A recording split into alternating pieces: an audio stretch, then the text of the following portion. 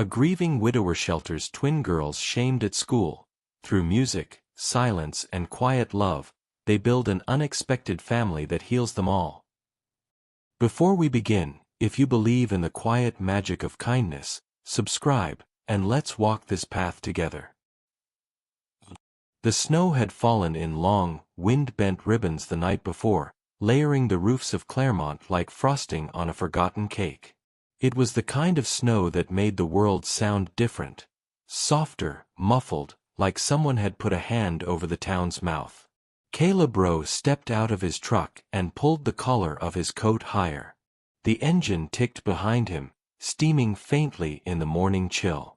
The school building ahead, brick, small and tired, stood like it had something to apologize for. Lights burned dimly behind the frosted glass, glowing with the kind of hush reserved for churches and early mornings. He could smell antifreeze and coffee, the old thermos on the passenger seat still warm. He wasn't supposed to be there, not really. The school's boiler had coughed its last breath again, and Miss Talmadge, an old friend of his wife's, had called him, knowing full well he'd come. And he had, like he always did, before thinking too hard about it. Inside, the hallway lights buzzed low. Footprints melted into the linoleum, leaving ghost trails toward classrooms. Caleb's boots creaked with each step. There was a strange peace in being somewhere that belonged to other people's lives. Down the hall, a janitor whistled. Somewhere behind a door, a child sneezed. Then he heard it, the latchkey bell. It wasn't much. A single chime that let the staff know when the front door opened. The soft ding echoed like a tiny alarm. He glanced over his shoulder, out the glass front. Two figures trudged across the snow-laced courtyard, identical and small, their silhouettes slouched under mismatched jackets. One dragged a plastic grocery bag instead of a backpack. The other wore socks that peeked out from torn boots. The twins. Everyone knew them. Elsie and June. Same knobby knees, same sharp chins. But not quite the same. One walked like she was invisible, the other walked like she knew people were watching. They didn't see him watching. Caleb turned back to his toolbox. Wrenches. Wire. Nothing out of place. He didn't see the girls again until just before lunch. The auditorium smelled like waxed wood and forgotten band uniforms. Dust floated in the beams of light cutting through the high windows. He was back to tighten a loose railing near the stage, routine, mundane. But as he approached, something in the air shifted. Laughter. The brittle kind. A cluster of middle schoolers huddled near the back rows. Someone snickered, a high, stifled sound. On the stage, the girls stood frozen. Elsie clutched a crumpled piece of paper. June looked down at her feet, face unreadable. "I can't believe they're actually doing it," a boy whispered behind his hand. Caleb straightened. He recognized the setup. Too many years in this town not to. The teacher on duty, a tired woman in a knit shawl, seemed more preoccupied with the sound system than the twins' expression. Feedback squealed from the mic. The room flinched. "Next up, we have..." She squinted at the paper. "Elsie and June Holt." There was a pause. It was short, but not short enough. Then, from the back, "They're gonna sing, apparently." Another snicker. Caleb didn't move. Didn't blink. June stepped to the microphone. Her lips trembled. Elsie stood just behind her, hand lightly pressed to her back like an anchor. The teacher looked at them. "You girls ready?" They didn't answer. Just started. No music. No preamble. Just their voices. It wasn't polished. It wasn't smooth. Elsie's voice came first, high and tentative, like a bird testing wind. Then June followed, deeper, steadier, and suddenly, the sound filled the room like something blooming in the cold. They didn't sing loudly. They didn't have to. It was the kind of sound that made people stop breathing. The laughter didn't fade, it was erased. Snuffed out. Caleb saw it. That moment when mockery turned into stillness. When even the snidest kids shifted uncomfortably in their seats because they realized the prank had failed. The twins sang not like they wanted to be heard, but like they had to let something out, or it would rot inside them. Their song ended. No bow. No smile. Just silence. The teacher blinked. The students looked around as if waking from something. Someone clapped once, awkwardly. Then nothing. Caleb set down his wrench and walked out before anyone noticed. The snow had stopped by the time school let out. The sky was pewter, heavy with clouds that hadn't decided if they were finished. Caleb leaned against his truck, engine running, coffee cold. The twins walked past him, heads down. Their bag dragged behind them again, soaked now. He watched them disappear down the road, toward the edge of town where houses turned into trailers, and trailers turned into rusted-out cars and the smell of wood smoke. He didn't know what made him start the drive. Habit, maybe. Or something else. The roads were slushy, the wind picking up again. He passed the diner, the gas station, the old firehouse where the bell had long since broken. Then he was in front of their place. It wasn't a house. Not really. More of a structure pretending to be one. Tin-sided. One window taped with cardboard. A plastic Christmas wreath still hanging in June. He stared at the steering wheel. His fingers gripped it too hard. He didn't have a plan. Then he saw the front door swing open. Elsie stepped out. No coat. Just a sweatshirt with sleeves pulled over her hands. She looked up and froze. Caleb got out of the truck. He walked up the path slowly, crunching ice with every step. In his arms was a grocery bag. Inside, bread, milk, a can of soup, and 2 pears. Not much. But better than nothing. Elsie said nothing. He didn't look directly at her. Just handed the bag gently, then turned to go. "You don't have to," she said. Her voice startled him. He stopped. Half-turned. "Don't have to what?" She didn't answer. Just hugged the bag closer and disappeared back inside. The door clicked shut. Caleb stood there a moment longer. The wind tugged at the collar of his coat. It smelled like snow again. Back in the truck, he sat for a long time before starting the engine. He didn't know what this was, or what it would become. But something in him, quiet and aching, knew he wasn't driving away for the last time. The next morning, he fixed the squeaky hinge on the back door of the school without being asked. Left a space heater in the teacher's lounge. Didn't talk to anyone. At lunch, he saw the girls in the hallway. They didn't see him. But June was humming. Soft. A few notes. It made something in him unclench. He returned home that evening to a house that still felt like a mausoleum. His son's room was exactly as it had been. His wife's coat still on the peg. The piano in the corner hadn't been touched in years. He stood there a long time, looking at it. Dust swirled in the fading light like ghosts trying to form. Then he did something small. Inconsequential. He wiped the piano's lid clean. Not all of it. Just enough to see the wood. Outside, the snow began again, gentle this time. Like it, too, was remembering something. And for the first time in months, Caleb didn't turn on the TV or the radio. He just listened to the wind. It almost sounded like a song. The kettle whistled once, then went quiet. Caleb removed it from the burner before it could shriek, setting it gently on the old tile counter. The clock ticked above the sink, the sound too loud in the silence. He poured 2 cups of tea, the kind that came in paper packets and promised warmth but delivered mostly bitterness. The girls sat across from him, small and still, hands cupped around their mismatched mugs. They hadn't said much since arriving. He hadn't asked them to.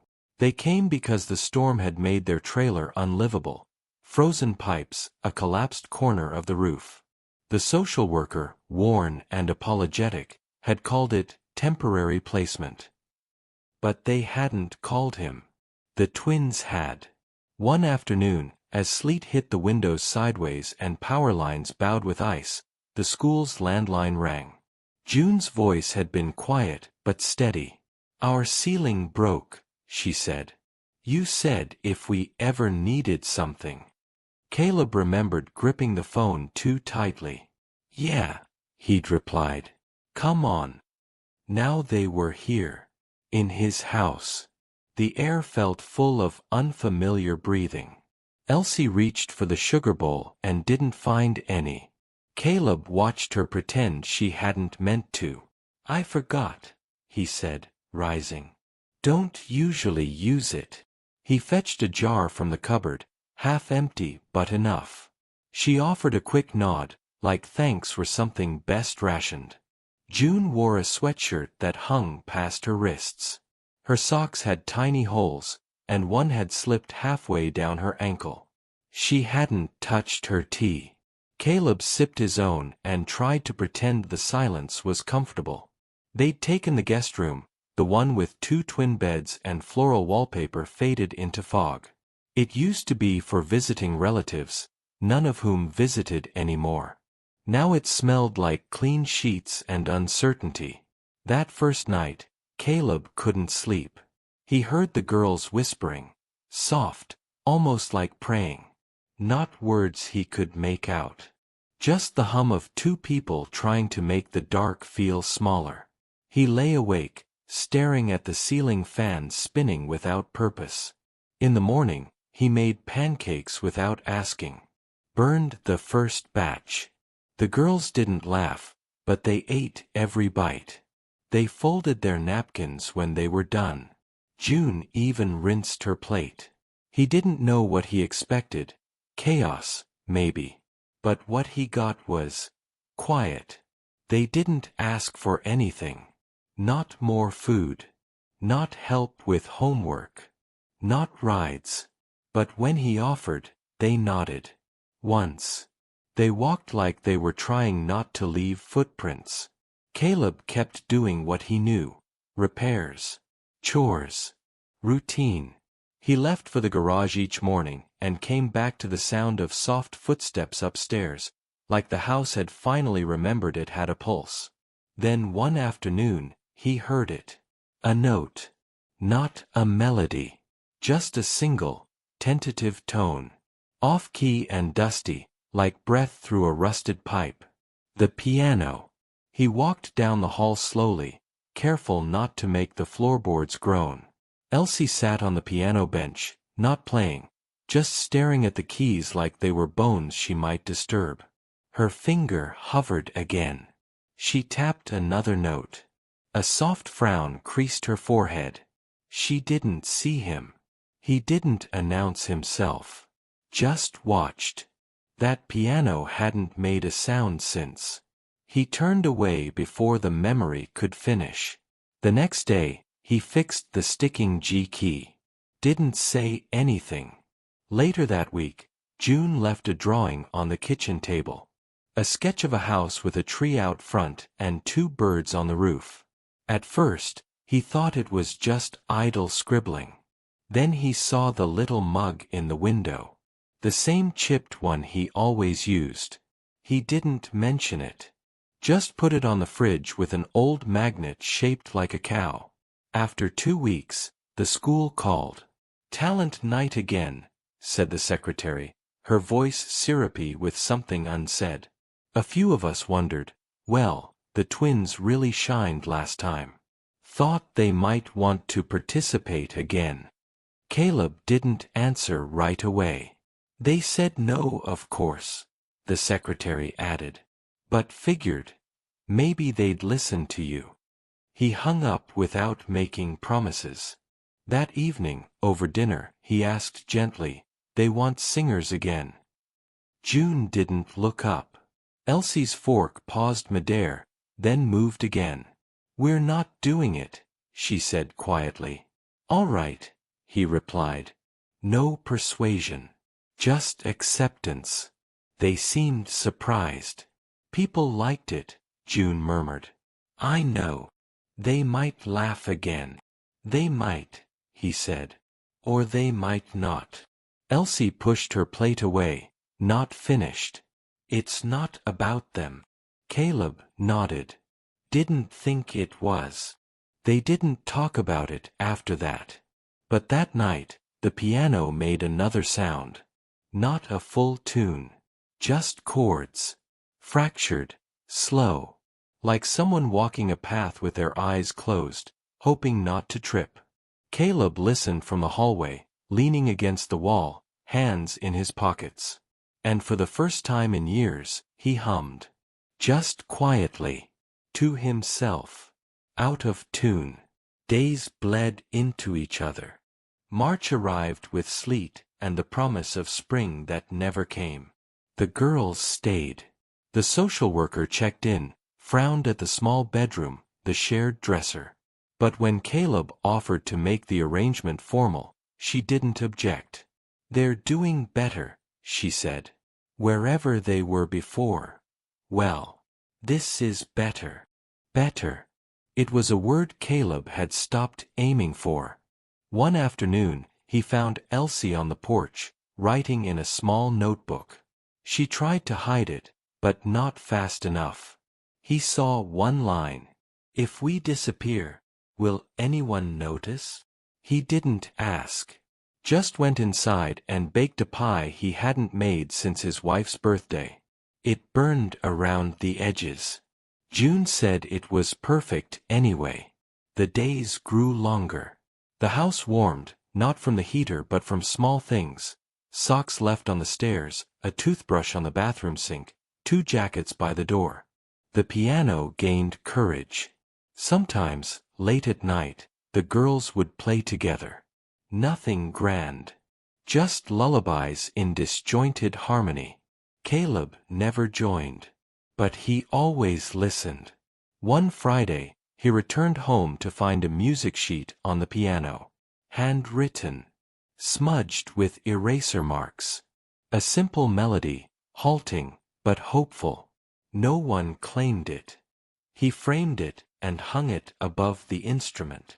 That weekend, the teacher called again. "Last chance for sign-ups," she said. "We'll leave their spot open. Just in case." Caleb looked at the calendar. He circled the date. Said nothing to the girls. Instead, he took them to the woods. His wife's favorite place. It was early evening, the sky the color of old denim. Snow patches clung to the ground in stubborn islands. He built a small fire in the pit she'd dug years ago. They brought hot dogs and paper cups of cocoa. They didn't talk about music. Or school. Or pasts. They talked about stars, and why trees groaned in the wind, and whether birds ever get tired of flying. June laughed once, sharp and sudden, like a window thrown open. Caleb didn't say anything, but he looked at her like it was the most important thing anyone had done all week. Elsie plucked pine needles and wove them between her fingers. That night, when they returned home, the piano lid was open. The following evening, Caleb came downstairs to find the girls sitting on the bench, side by side. The house was dark except for the lamp beside them, casting long shadows across the wood floor. They didn't see him. They were practicing. Not for anyone else. Just to feel their voices again. He stood in the doorway for a long time, arms folded, chest tight. The air smelled like cinnamon and something cleaner, like fresh laundry. Then June looked up. "Will you come if we do it?" she asked. He didn't pretend not to understand. I will. She nodded once. We're not doing it for them, Elsie said again, as if repeating a promise to herself. No, Caleb said softly. You're not. The wind howled outside. The heater rattled. Inside, the music picked up again. Not perfect, but enough. Caleb closed his eyes and let it echo. And something in the house, a room, a breath, a memory, unlocked just a little. Caleb found the note while folding laundry. It had slipped from a coat pocket, a thin, lined scrap torn from a notebook, creased into quarters and worn soft at the corners. He almost threw it away without reading. But something made him pause. A feeling. That tremble in the gut that warns you when something delicate is about to break open. He unfolded it slowly. The handwriting was childish, a mixture of capitals and slants. No signature. 1. Don't cry at school. 2. Don't talk unless asked. 3. Never sing again. The last line had been underlined twice. Hard. The pen had nearly torn through. Caleb sat down on the edge of the bed. The basket of clean shirts sagged beside him. He read the list again, then once more, even though it didn't change. Even though it didn't need to. He didn't know which girl had written it. Maybe it didn't matter. Maybe they both had. Later, in the garage, he stood at his workbench for a long time, staring at a bent wrench and thinking about silence. How it grows when left unchallenged. How it clings. The next morning, he pulled the old music teacher's number from a drawer. Mrs. Aldrin. Retired now. Lived near the lake. He hadn't spoken to her in over 10 years. Her voice on the phone was slow and warm, like tea poured too carefully. I'm not asking them to perform, he said. Just to be near it again. In case it matters. There was a pause. Then, I'll come Thursday. Just to visit. That evening, he told the girls someone would be over. June asked if it was the social worker. Elsie didn't ask anything. They met Mrs. Aldrin in the living room, with cautious glances and polite nods. She brought a tin of shortbread cookies and a hand-carved tuning fork. She didn't press. Just sat down at the piano and played a lullaby that trailed off halfway through, letting the last note dangle like a question. You ever hear music that doesn't want to be perfect? She asked softly. That just wants to feel something. Neither girl answered. But both stayed in the room. The teacher came again. Once a week. Then twice. Not always to play. Sometimes just to listen. She brought old sheet music, stories, a recording of two sisters from the 1940s who sang harmony in wartime dance halls. One afternoon, June asked if they could write their own song. Just to try. Elsie didn't speak, but she didn't leave the room. Caleb never intruded. He left them there, door open, voices rising and falling like waves brushing up against the edge of shorelines they didn't know they remembered. Outside, the frost began to lift from the edges of windows. Grass peeked through melting snow. Spring was thinking about arriving. At school, the flyer for talent night changed from possibility to certainty. Caleb saw it on the bulletin board when he picked the girls up after a late tutoring session. Big bold letters, April 14th, let your light shine. A paper star was stapled to the top corner, slightly torn. In the truck on the way home, the girls were quiet. Elsie stared out the window. June traced invisible shapes on the fogged glass. You don't have to, he said gently. It's still your choice. June nodded. We know. But it's not a prank this time, Caleb added. No, Elsie whispered. That's what makes it harder. That night, he cleaned the attic. Not because it needed it, but because he didn't know what else to do with his hands. He found the old camcorder, the one that had recorded his son's last recital, back when the living room had been full of folding chairs and polite applause. Dust caked its buttons. He didn't try to turn it on. Beside it, he found a faded envelope. Inside was a single sheet of music, one his son had written, titled in pencil, "For When It's Quiet Again." He sat on the attic floor for over an hour, the wind rattling the roof, and read the notes like they were a letter from another world. The next morning, he placed the sheet on the piano stand. Said nothing.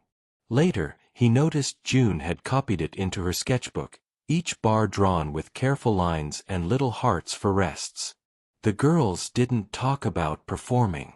They just kept practicing. Caleb adjusted the old bench so it didn't squeak. Bought new strings for the guitar Mrs. Aldrin had left behind.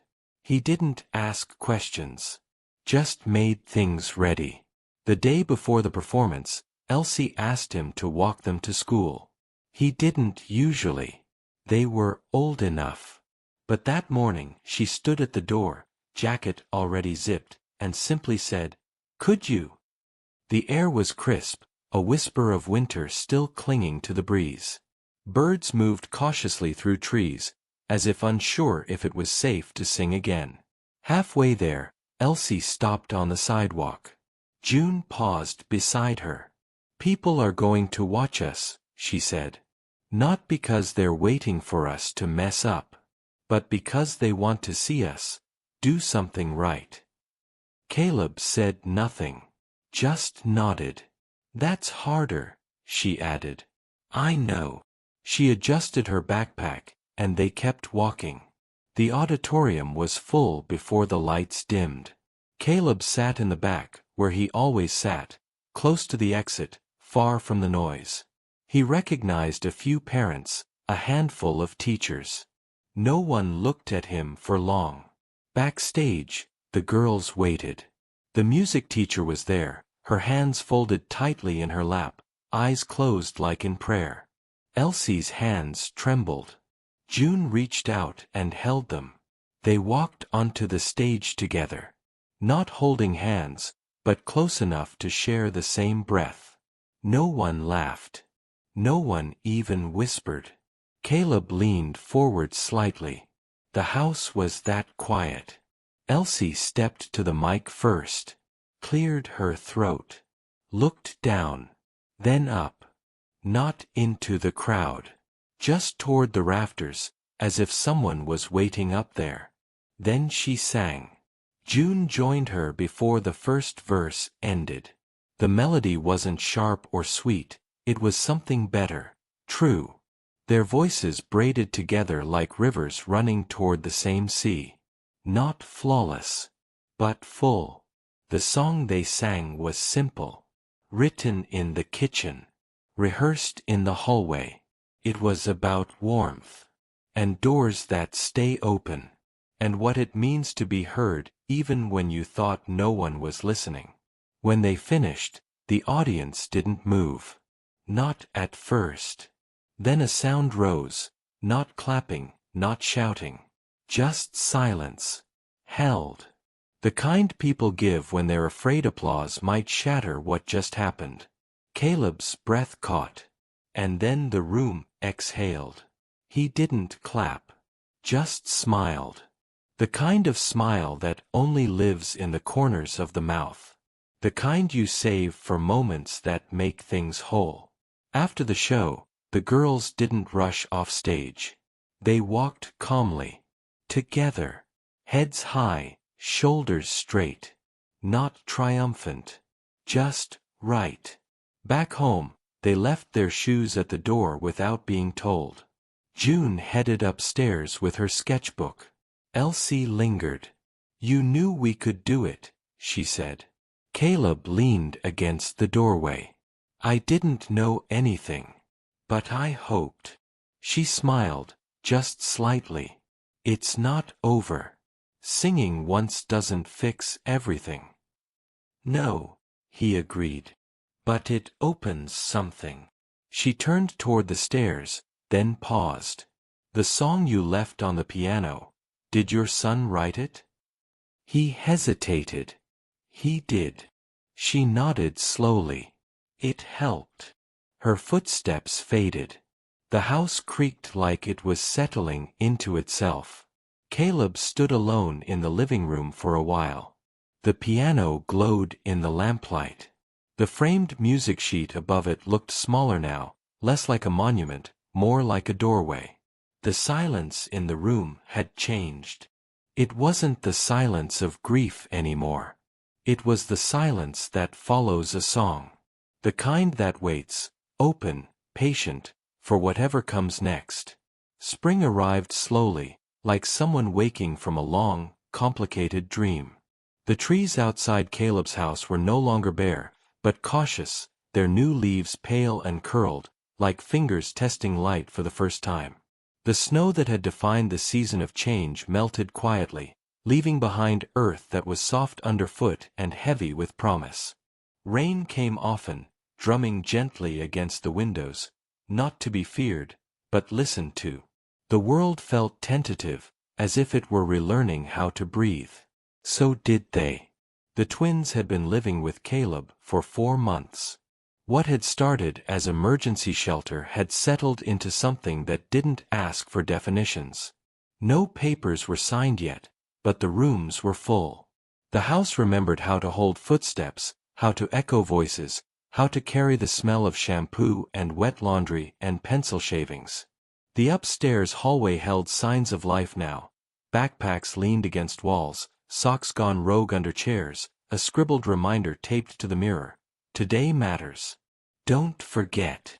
They all did chores without being asked. Not because they were scared to be told, but because the rhythm had become theirs. June painted one of the old garden beds bright blue and planted snapdragons.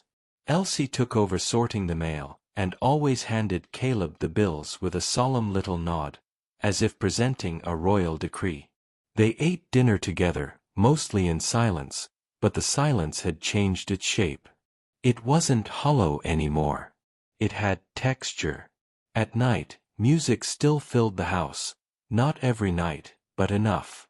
Sometimes it was the piano, sometimes June humming to herself while she sketched, sometimes Elsie replaying voice recordings on the ancient phone Caleb finally gave her, laughing at the imperfections like they were secrets only she and her sister could hear. Talent night had passed, but the song stayed. It showed up in unexpected places, a melody whispered while sweeping the porch, a harmony hummed while tying shoelaces, a chord struck absent-mindedly when passing the piano. The music had soaked into the wood, into the walls, into them. Caleb hadn't gone back into his son's room since the night of the performance. Not until now. It was a Saturday, gray and still. The house was quiet. The girls were at the library with Mrs. Aldrin, who'd somehow turned into both their music mentor and their staunchest defender at school board meetings. He stood at the threshold for a long time, hand on the doorknob, remembering the creak it used to make. The door opened easily. Inside, everything was as it had been. A jacket still on the chair, a stack of songbooks, a photo of a boy with a lopsided grin, and a trumpet too large for his frame. Caleb moved carefully, sitting on the edge of the bed. The dust was thinner than he'd expected. He picked up a small wooden box from the desk drawer and opened it. Inside were guitar picks, a folded set list from an 8th grade recital, and a slip of paper. You don't have to be loud to be heard. He held the paper in his hand like it was warm. He didn't cry. Just sat there, and let the memories land gently. When the girls came home, he was downstairs baking cornbread. Elsie paused at the kitchen door, brow furrowed. You smell like old rooms. I opened one, he said simply. June set her library bag down. Did it help? He stirred the batter. Some. They didn't ask which one. Later that week, the letter came. Not from the county. From the girls. A single sheet, torn from the same notebook that had once held a list of rules. This one was written in both their hands, alternating lines, slightly crooked, signed with twin smiley faces. Can we stay? Not just for now. Not just until someone says otherwise. Just stay. We'll still do chores. We'll try not to be loud. But it's better here. You make us feel like we were always supposed to be here. Caleb didn't respond in words. He found the letter folded carefully under his pillow that night, with a pressed daisy tucked inside. He placed it in the music box on the shelf beside his wife's wedding ring and the last Mother's Day card they ever gave her. The next morning, he called the social worker.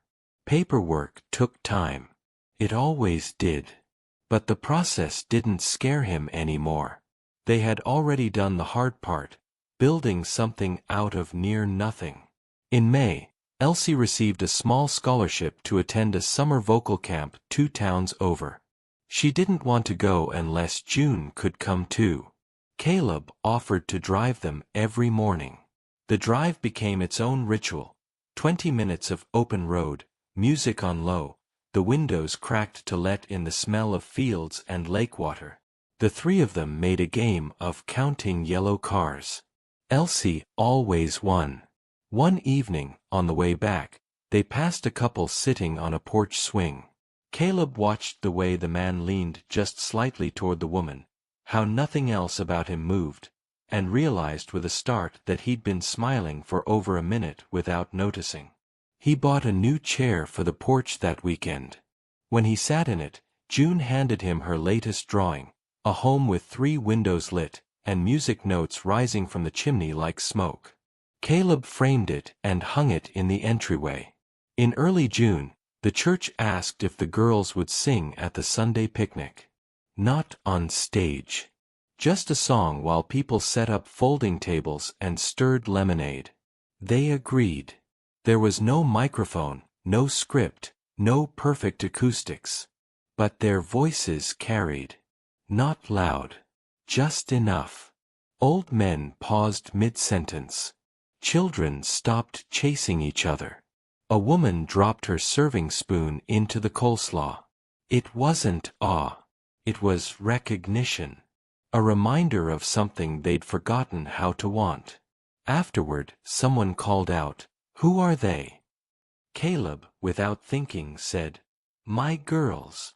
No one corrected him. No one questioned it.